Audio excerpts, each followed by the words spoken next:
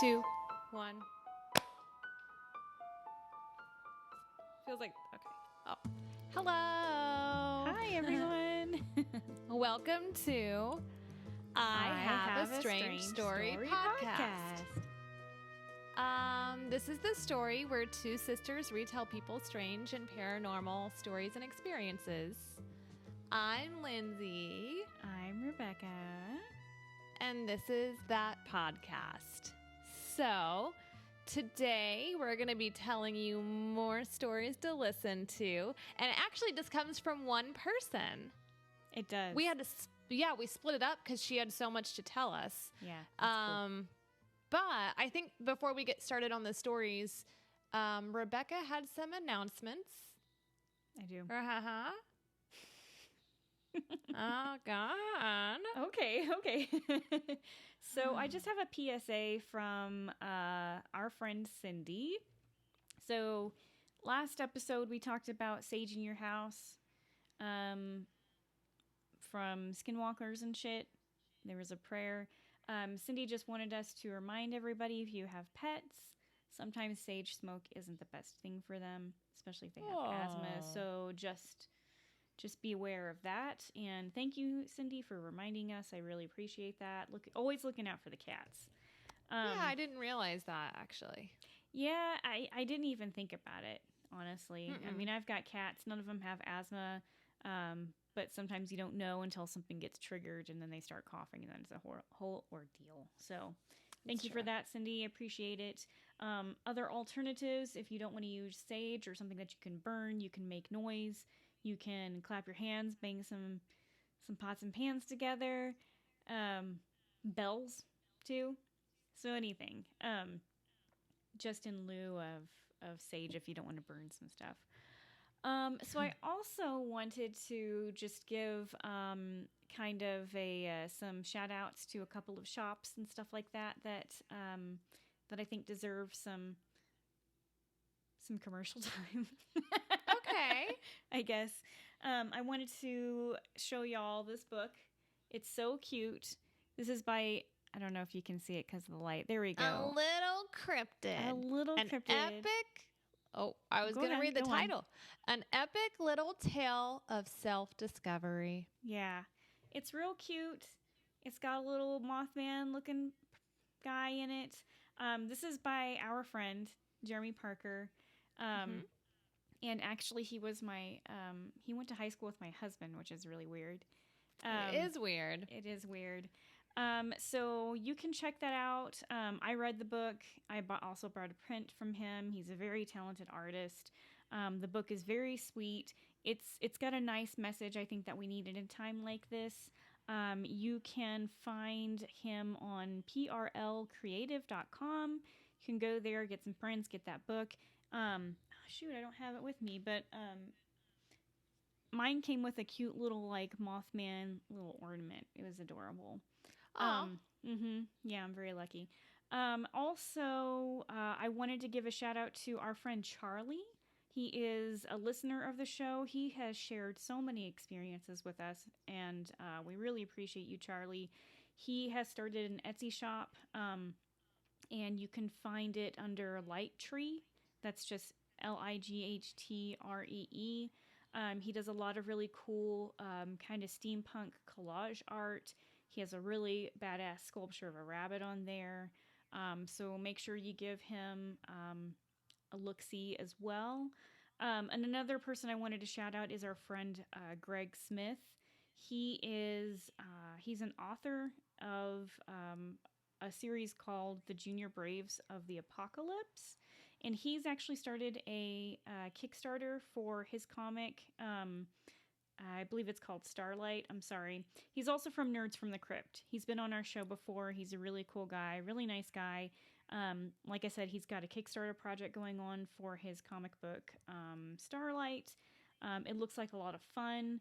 It looks like it's about some child superheroes and where are they now that they're adults. Go check it out on Kickstarter.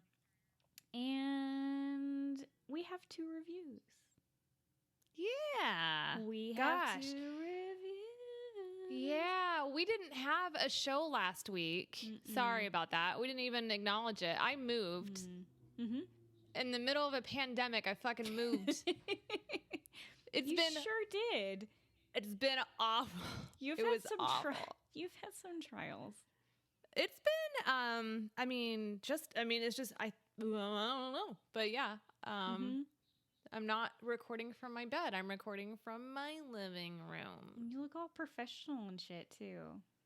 Look, I am. Yeah, there's her house behind her. Oh, that's a pretty pose. Yeah, you're welcome. There's an air purifier and a television, and I can see a dog bed. Yep. Wow. There's a dog bed. What's over here? You can see the edge of the window. Anyways, that's the setup for now. But yeah, so we didn't have a show because I was moving and I was very emotional and I was like, I can do the show. Then I was like, I can't do the show. So we didn't do the show. So I'm sorry about that. Things are much calmer now. That's good. But it's been a fucking wreck the past week or so, but it's better. Anyways, so that's that. So what are the 2 reviews? So we got 2 reviews. I'm not going to read them, but they're from Sunshine11JM. She says, my faves. Aw. That's so nice. And then Kaden Hallahan Holstrom. Her title is I Just Love You Too. And girl, we love you too. Thank you. We can all be friends. And give us your physical mailing addresses and we will mail you some stickers. I think that a lot of people are kind of feel worried about that. And I just want to say, if you have given us a review, you're owed at least stickers. The whole reason why I bought these stickers is so that I could give them away. Call it a bribe, call it what you will. They're still free stickers to you if you give us a review, and we love sending them to you. So please. What are people worried about? What do you mean? Well, because nobody ever sends their address. Oh, yeah. I sometimes get addresses. I'll do it. I do it. Yeah. I've sent a few. Okay. Well, that's good. I have too. But generally have to ask for their address first. But don't feel worried or weird. Oh, gotcha. Send us your address ASAP, and we'll send you those stickers in a couple of weeks. So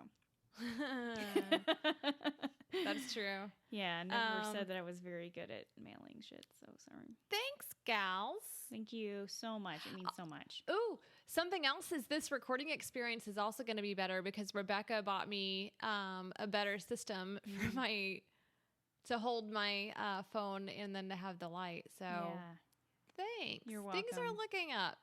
Yeah, they're going in the right direction. Yeah, for sure. That's what my therapist told me on Wednesday, too. She said I was doing all the right things, so. Oh, great. Things are looking up, yeah. That's great. That's good. I'm glad to hear that. Okay, so this is episode 77. And like I said earlier, Rebecca and I are splitting the story because it was a pretty long story. But this comes to us from who I lovingly referred to as McLovin one of the last times we read one of her stories. Because it sounds like McLovin, but it's MCLOVING, which she actually explained, right? Is that right? Okay. It's like a combination of combination of her names. But anyways, I'm still going to call her McLovin because I think it's a little more fun. And I'm not that creative, and I have to rely on pop culture to be funny. It's fine. It's I your digress. thing. It's cool. I like it. Okay. So shall I start? Let's do this. Okay. So, McLovin grew up in a family of 5 people in northeast. Is WI Wisconsin? Okay, from Wisconsin. She's about 31 years old now. She has an older sister and she has a younger brother. So she's the middle child. So she's a lot like you, I think. She's younger though, because she's 31. Yeah, she's a baby. She is a baby. I wish I was fucking 31. Okay. So she claims that they had a lot of animals growing up. And a lot of animals to her was 2 dogs, 3 cats, a guinea pig, and a horse. To which I say, girl, you got nothing. That is fucking nothing compared to what we had as kids. Right? Oh, yeah, you're right. We had birds. We had cats. We had mice. We don't even know how many fucking mice we had. We don't even know. We had hamsters. What else did we have? Is that all we had? Yeah. But the mice, like nobody has any idea how many mice we had at one time because they all fucking had babies. It was just Dad had to make us shelves with cinder blocks and wood. Mm-hmm. And it was a whole wall just full of mice. Right? Shout out to Dad for bringing home a male mouse, by the way. Yeah. In a house full of female mice. He was the one that did it. He was so excited, and then we just had fucking babies everywhere. We'd have to put them in bird cages and then crawl out. Okay, anyways. Girl, you think you had a lot of animals. You didn't know that. You didn't know us as kids. Okay. So her father was a hand surgeon, and he would always get calls in the middle of the night, which I think is really interesting. I guess if somebody, if there's an emergency surgery, like, you got to do it. He's a hand surgeon. I just never thought of that happening. Mm-hmm. So one time he got a call in the middle of the night, and the person on the other line couldn't hear him.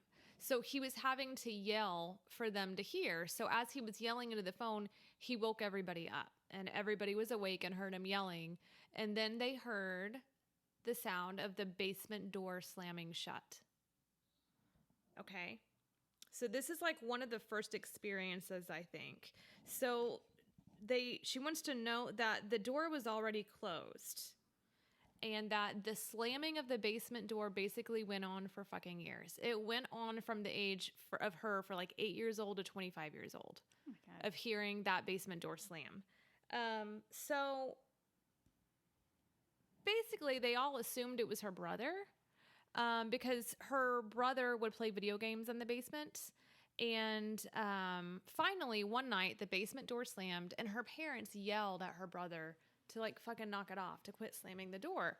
And he called out from his room that he was in bed asleep, and please don't fucking wake him up because he wasn't slamming the door shut. Dang. Yeah. This also reminds me of us, too, because we had a house with all of our animals that we lived in that had a basement, and the basement was fucking creepy, right? It's just basements in general are always creepy. It's true. Okay. So he yelled that it wasn't him, blah, blah, blah. So she also wants to know that they always kept their doors shut because they lived out in the country and they had like mouse traps everywhere, and that they had mouse traps in the basement, and they didn't want the dogs or the cats going down there and there being an accident where they ate poison or got, whatever, or they got the mice and brought them upstairs, which she said the cats did anyways. But anyways, so the door was always shut, and the slamming of that door would always wake everybody up. So another weekend, I can't read my handwriting. I love when that happens. I know. Oh, also, they always smelled smoke and like the smell of pot coming from the basement. That was something else. These really strong odors. And her mother assumed that it was her brother, that he was smoking pot down there, and that he'd lied for years, and that's just what he'd always done. So flash forward 3 years. Everyone is basically, all the kids have graduated high school and they're all in college. And by this time, unfortunately, her father has passed away. He had stage 4 malignant melanoma, and he died about 10 and a half months after his diagnosis. And I'm so sorry to hear that. I'm sorry that y'all went through that. And she says that all of the animals passed away within about 2 years of her father passing away. Man. So her mother was essentially in the house by herself. The last animal actually passed away whenever she graduated college. It was that weekend. So going forward, after her father passed away, she came home from college because she couldn't focus on school. And she also wanted to be with her mom. So she came home, she took a break from school. I think it was about a semester that she took off, and she was going to save money. So one night when she's home, her mother and her smelled a very strong smell of pot coming down from the basement. And her mother didn't believe her. She went in her room and she was smelling her clothes, and she was smelling the room because she just assumed her daughter, who was back from college, was smoking pot. And she was explaining that during this time, she was really depressed. She wasn't smoking, she wasn't drinking, she wasn't doing any of those things because she wasn't doing very well mentally. And she's like, it wasn't me. And so once her mother went through everything, she was like, oh, shit, it's not her. There's no pot. Like, it's not coming from her. So then they asked her brother again, like, have you been smoking pot? And he was like, no, I didn't fucking smoke pot inside. He was like, I smoked in the garage or I smoked outside, which I think is really funny. Okay. So they also had a cottage. And I think it was in upstate Wisconsin, like it was further north, I guess. And I guess they would go there during like the summer as a summer home or whatever. So she'd gone to the summer home with her family, and she was actually working to get some extra money. She was working at a wine bar. So one time she came home early from work. It was like 10 or 11 o'clock at night. She pulled up to the house, and this is an old farmhouse. It was built like in the 1900s. It's in a remote area, so there's no like stoplights. There's no street lights or any of those things. The only light was the front porch light. So she pulled in, and so I just imagine her headlights kind of grazed the house, and she could see it. And as she pulls in, she saw the figure of a slender man standing outside the house looking in the window. And so she sees him, and she is, for whatever reason, she's like, that is a young man. He's like 19 years old. She's not really sure how she gauged it. It's just what she saw when she looked at him. He ran around the side of the house towards the lake. She freaked the fuck out. She ran inside. She locked the door behind her. She found her mom, told her mom that she'd seen this man, this young guy standing outside looking in the window, and she's just freaked out. And her mom goes outside to look for the guy. Lady. And she's freaked out. I know. She's freaked out the whole time that her mom is outside. I know. I feel like her mom knows something. But anyways, she never found anything. And so she just convinced herself that she was really tired and exhausted from working all the double shifts. She'd been working like 12 to 16 hours a day, which is typically what people do. We just explain away our experiences because it's just so surreal. Yeah. But we don't think it's really happening. Right. Okay. So 2 days later, her brother and his girlfriend at the time, they come to stay at the cottage with them. And that first night they're there, they hear what sounds like the voices of a young couple arguing. They both hear it. The brother looks up, and there's a young guy, and the young guy turns and looks at her brother and says, "We're talking here." And then he disappears. So he told his mom what he saw, and her, and she was like, okay, was he a young guy? Was he slim? Was he like 5'10", 5'11"? Was he like 19? And he was like, yeah. So it appears as if they had both seen the same guy based on the way that they described him. So the next night they were sleeping, and her brother woke up to this guy leaning over him, staring at him as he slept. So he jumped up, he punched him, but he didn't end up punching him. He ended up punching the lamp that was in the room. But both him and his girlfriend saw this man in their room, staring at him. Okay, so this is the last thing that she talks about happening. So this is months later after that last incident, and she's pretty sick. She has bronchitis. She's having a really hard time sleeping. She's to the point where she has to sit up to sleep because if she lays down, she can't really breathe. It feels like she's suffocating. So she's having to sit up in bed. It's really tough. And one night, as she finally starts to doze off, she hears what sounds like knocking right next to her head. And it's not like knocking on the outside of the house. It's like it's on the wall right next to her, like somebody just knocking on the wall. She convinced herself that it was nothing, and she just tried to go back to sleep, which is what we all try to do. She pulled her covers up, tried to go back to sleep, but she couldn't. This happened for several nights. So she finally asked her mom to sleep with her because she was scared, and she wanted to be able to sleep. So her mom was in there with her, and the knocking started again. And she could hear the knocking again right next to her head on the wall. She felt her mother tense up. So her mother clearly heard the knocking too. And her mom told her that it was just mice in the wall. to which she thinks is bullshit because they're on the second story of the house, so she doesn't think that there could be mice in the wall. She knew that that's probably was not right, but that's what she decided to accept because she wanted to sleep and nobody wants to be scared, right? Yeah. And like, honestly, I've had mice in my attic and it can sound like knocking. Yeah. Like, I can kind of see how her mother may have thought that because I would have thought that too. Right. So later she told her mom, it's not mice. And her mom was like, yeah, I know. So she decides that maybe she'll try to sleep with her mother to get some rest. And so she's getting ready for bed. She gets in bed and then the knocking starts again.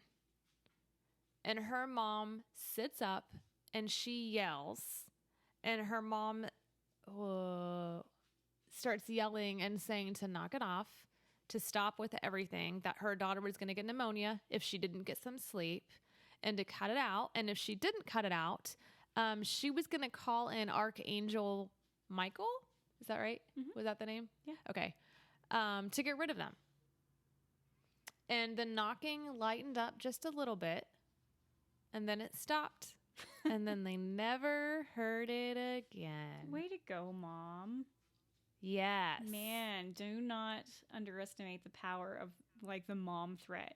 You can be anybody's mom too. It doesn't have to be like you're afraid of other people's moms. Yeah. Because they can tell you what to do. Yeah. They have a certain power about them. Unless you're a psychopath or a sociopath, they don't have an impact on you. But usually if you're normal, moms can be scary. Yeah, it's true. So to wrap up what happened, 2 different houses, something noisy happening in both houses, seeing a young figure in one of the homes, in the cottage, but hearing noises and doors slamming. There wasn't any discussion about anything else moving. So whenever I hear all of these things, it sounds like there's 2 things. It sounds like a poltergeist, number one. If you remember, poltergeists are always explained as noisy ghosts. Mm-hmm.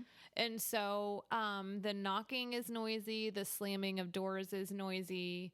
And so I can see that. Seeing the outline of somebody in the cottage, I feel like that was not the same thing. And it's not a poltergeist. It's a ghost. Yeah. And I think that possibly that ghost was just tied to something in that cottage. And it sounds like it may have been confused about where it was, because for him to show up in their dimension and be like, hey, I'm arguing here. Like, or maybe it was an intelligent haunting. Like you said, it could have been attached to something, but the fact that he knew, he was cognizant of somebody else being there. Hey, buddy, we're arguing here. Yeah, I guess so. For some reason, I was thinking intelligent hauntings were usually tied to people you knew, but I guess not. Huh. Yeah. So they had several things going on, and it's interesting because mom is sensitive to it, sister is, brother is. They all have something going on. They all had experiences. For both of them to hear the knocking, that's a pretty big deal. For the whole family to hear the slamming of the door, something was happening. There was something definitely happening in that home. Yeah. And it's hard to explain away a slamming door, especially when all the doors are always shut. Mm-hmm. We always want to explain those things away because it's so uncomfortable. But yeah, I would say it's a good old-fashioned poltergeist and a good old-fashioned ghost in the other home. So congratulations. And I know you tried to explain it away, but it's not going to go away. Because it was real. That. Yeah. It was real. It was real. McLovin. McLovin girl. Yeah. Mm-hmm. And maybe one day we'll talk about all of our animals that we had. Even though I kind of did, but whatevs. Yeah. Anyways, so that was the first part of her story, but she had even more to share, which Rebecca, I think you're going to share some of that retell. stuff. Yeah, it's interesting because this kind of works its way back to this part that I'm going to be talking about, is that Mom, Bro, and her are all very sensitive, empathic people. In the first I kind of teed you up for that, didn't I? You kind of did. Thank you for that as you're welcome. I have stuff in my water. Yep. That's nice. I don't think I want to drink it. But I don't want to get... We're in the middle of recording, so there's not much I can do. So just keep on picking the shit out of your water. That's fine. Okay, keep going. Okay, thanks. No, I can't. I just can't. Okay.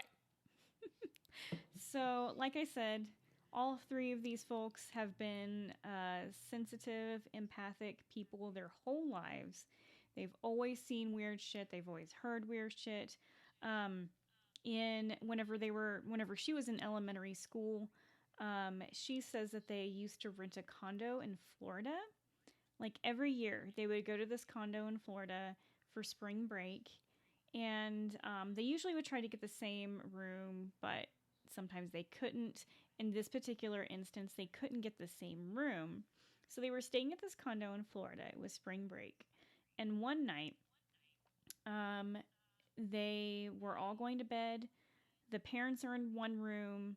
The little brother and MCLOVING are sharing a bedroom, and then the older sister is on the couch, on the pull-out couch. Okay. So, like you do, you get up for a drink of water. Little brother got up. He went to go get a drink of water because he was thirsty, and he got to the kitchen, and then he just started screaming. He ran into his parents' bedroom, and like he was inconsolable at this point. Yeah. And they finally got him to calm down enough where they were like, "What did you see in the kitchen?" And he said, "A fat man in a wife beater is looking in our fridge." Everybody had the same reaction. They all laughed. And they were like, "Oh, come on, dude. You were just dreaming or sleepwalking or whatever." But to this day, he swears that, yes, he saw a fat man in a wife beater rummaging through the refrigerator. And apparently he has a lot of experiences. So as a child, he used to see things at night. And he started sleeping in his parents' bedroom on their floor. Well, they were tired of that, and they kicked him out. And so he started sleeping on his sister's floor, MCLOVING's floor. Dude, this is all so familiar. I told you that one time I think I'm an empath, and I think that this speaks to it more. Okay. Do you remember I used to sleep with Mom and Dad all the time because I was always scared of ghosts, and then I slept in your room, and then you wouldn't let me do it anymore after a certain amount of time? Yeah. Okay. I keep on getting alerts on my phone, and I thought that I turned them off, and so I'm very sorry. Me too. It's okay. Cool. Now people will know what we do, the games we play and shit. So anyways, she actually heard a lot of the stories that he told about all the things that he saw growing up as a kid. She says they were very frightening. This is an empathic story from her, actually. She says that one time whenever she was in junior high, she and her mom went to Florida for spring break just together. She said that she went to a different high school than her younger brother did, and her older sister was in college. So they all had different spring breaks. But at this point, it was Mom and her, and she was in the shower, and she was having a grand old time. She was acting goofy. She was singing. She was just full of life and happiness and love. And then all of a sudden, crippling, painful, agony, depression just like hit her all of a sudden. And she's crying in the shower for no reason that she can understand. She gets out of the shower, and she's like, "I don't know what's wrong with me, but there's something wrong with my older sister." She just knows it. And so she goes and talks to her mom. She's like, "Mom, is there something going on with my sister?" And she's like, "No, of course there's nothing wrong, But the next day, older sister called and she's like, me and my boyfriend of 2 years broke up and I'm real sad. So her little sister felt that. I know. And this is something that I've had to look up. This is actually psychic empathy. Okay. To be able to... So whenever we're talking about empaths, we talk about how they can feel a room. They feed off of energy that in crowded places and stuff like that. So what she actually has is psychic empathy. So she can feel what her sister is feeling, even though they're not in the same room, even though they're miles and miles away from each other. And that is something that you usually can do with somebody that you have a strong connection to, is to feel their feelings. That's kind of cool. Yeah. So this happens a couple of years later whenever she's in college. She's in New York City, and she lived in a dorm with her roommate, and she's going through some shit right now. So she's having to deal with her dad just dying. And she had a major falling out with some of her best friends. And then she also is doing like internships and stuff like that. And so every day is just full of work, either going to hang out with her friends. She says that they used to go to a lot of museums and comedy shows, and probably they were trying to make her feel better, I imagine. And sometimes that's just overwhelming. It's a lot of stuff to have to deal with. So by the time she would get back home, she would just be exhausted. And all she wanted to do was watch 30 Rock and some other shows to make her feel like she was closer to her dad. Because she says they used to watch SNL together, and that just made her feel like she was sharing something with him. So one night she was watching 30 Rock. She fell asleep, and she suddenly woke in a panic. She sat up in her bed, she closed her laptop, and then she saw an emerald green smoke coming from her door handle. Ooh. Yeah, she said that she was frightened. She wasn't sure what was going on. And then a moment later, she felt calm and an immense feeling of being loved. And it just washed over her. She started crying because she felt so much love. And then she saw and felt her dad. She said that he wrapped his arms around her, told her that he loved her and he would always be with her. And she said she could physically feel him hug her. After that, for several days afterwards, she cried and she hoped that he would come back, but he's never returned. He never has since. What I think is interesting about this part is the green aspect of it. So this was a smoke. Yeah. So the only thing that I can find kind of remotely close to smoke as far as paranormal stuff is ectoplasma. You remember that? You did a whole report on ectoplasma. That's true. It's true. This is something that's often noticed or witnessed in graveyards. So I couldn't find a whole, like what it is or what it's from. They just say they see it a lot. So in my thought is that it's probably a person, right? Like a spirit of a person coming to contact you or whatever. And then the color green. The color green has always been a soothing, like it's supposed to make you think of happiness, springtime, renewal, refreshing. In the heart chakra, the color is green for your heart chakra. This is, and the spiritual level of that green heart chakra it signifies knowing and growing into your spirituality, and then always having the mystery and the power of love. So green is the color of love. And green orbs often indicate there is a presence of a human spirit. Yes. I was Mm-hmm. going through and I was looking through my notes to look at my colors because I had gone through what the different colors could mean. Yeah. Oh, look. Look at Did you that. find it? I found it.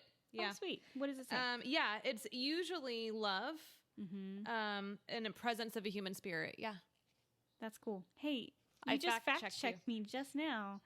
That's awesome. You guys at home don't have to do it. She already did. I also have some notes on ectoplasm Oh, please. from the last time I did my report. If you would. So it's like a vaporous cloud that appears. Mm-hmm. It's usually several feet off the ground. It can move quickly and it can stay still. It's like it's orbiting. It's usually white, gray, or black. So it may have been green because it was a loved one. Mm-hmm. It'll stay ectoplasm or it'll appear in the form of a full-bodied apparition. Wow. And it's usually outdoors and in graveyards, battlefields, or historical sites.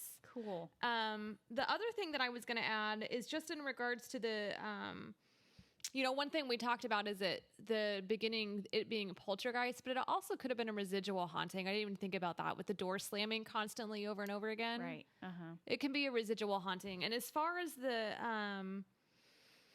the intelligent haunting, it's usually that's when a ghost will interact with a person. Mm-hmm. I mean, that's the basic definition. So you're correct, especially with it telling him. Yeah, so you're right about that. Mm-hmm. It usually has a need to deliver some type of a message or to watch over loved ones. I think that's where I got a little... Yeah. He just sounded pissed. Yeah. His girlfriend. It usually attaches to memories of trauma, tragedy, or there's an emotional tie. And usually with intelligent hauntings, there's doors that open. This one was shutting.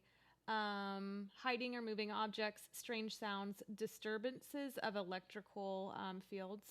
And usually it's trying to communicate. So it fits all those things, really. Yeah. And the slamming of doors could have been the residual haunting. Mm-hmm. And then the guy at the cottage is an intelligent haunting. Right. Anyways, Cool. you're welcome. Thank you for that. I appreciate it. Great Our research. notes come in handy for sometimes. I was able to find what we needed. I mean, whenever you can find them, that's perfect. Yes. Yeah. And I knew they had to be in this book. Oh, I'm going to have a new journal soon. Sweet. Because this one is not that much fun. It says notebook or something. This is one. So you know how I got a new job? Mm-hmm. And my staff, that I'm leaving, they got me a beautiful journal, which Aww. they didn't even know that I was going to be running out or anything. I don't know if you can see it. It has a bee on it. That's nice. And then it's all honeycomb. Wow. I love it. Yeah, so I'll be using this next. Sweet. Well, I've got one more story. Oh, shit. I'm so sorry. I thought you were done. I'm not. That's okay. Okay. So this one is one of my favorites. So shortly after meeting her fiance, they moved in together. They started hearing someone in a female voice in the middle of the night saying, so. And every night at 3 a.m., they both heard someone saying, so. Mm-mm. And she said it was like this woman was whispering in her ear. She was convinced that it was a ghost. Her fiance, though, is very like down to earth, level-headed, and he's like, girl, not everything's a ghost. And she's like, I've dealt with ghosts before, so I know what I'm talking about. Mm-hmm. And so after weeks of this, after them losing sleep, being woken up by some female voice saying, so, they found out that the voice was coming from his iPad under the bed where it was being charged. They said that it came from his son's Sims game. If anybody knows or played Sims before, I don't know if you can still do that anymore. And it was just like the app never got closed. So every morning at 3 a.m., it would turn on and just have this woman say something in a weird Sims voice. But anyways, They never let her hear the end of that. I love that story because to me, it kind of just makes things a little bit more believable whenever somebody's like, I know what I got stats. And then they're proven wrong, but then they can say something about it. I think that's just great. It's cute. I drew a little picture of the fat man in the, Aw. Yeah. He says, That's really good. hey, kid, nice sleeves. Because he had a white or a tank top. He's in a tank top.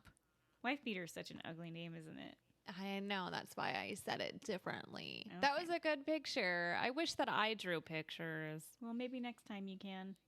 I don't draw pictures. Yeah. I can draw the ectoplasm. Oh, that'd be fun.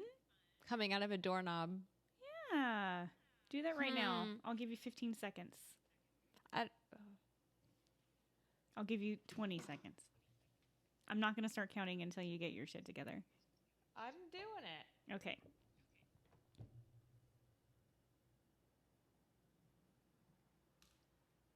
Okay. Are you ready? Yes.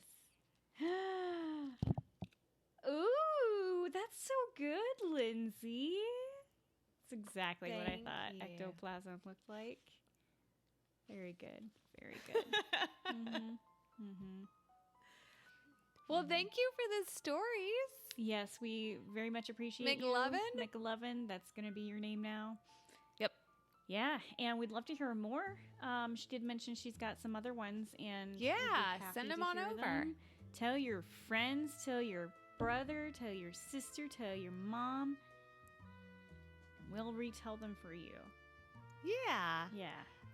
You can send them to ihaveastrangestorypodcast@gmail.com. And we will get them and we will read them. We will. You can also subscribe, rate, and review us. If you give us a review, please take a snapshot of it. Make it be a nice review. Please take a snapshot of it. Send it to our email address with your physical mailing address, and we will mail you some stickers. Yeah. And are we still sending them to our P.O. box? The P.O. box is going away. Okay. We have another one? Because not yet. Okay.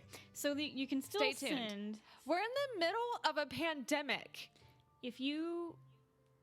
Right. So don't send us anything, actually. We don't need anything that bad unless you can find some Tostitos jalapeno chips. Aw. Let me know. Yeah. And send them to my physical address because I can't find them and they're delicious. What brand? Tostitos. Jalapeno. Huh. They're delicious. Anyways. I'll see if I can find any here. Okay. I will also put in all the information that I gave in the beginning in the show notes so that if you would like to support any of our listeners, our friends, where you can find them, I'll have all that information. And I think that's all that I have. Do you have anything else? No? All right. That's it. Well, I guess until next time. bye. Goodbye. Which one did we turn off first? It doesn't matter. I'm going to stop the recording.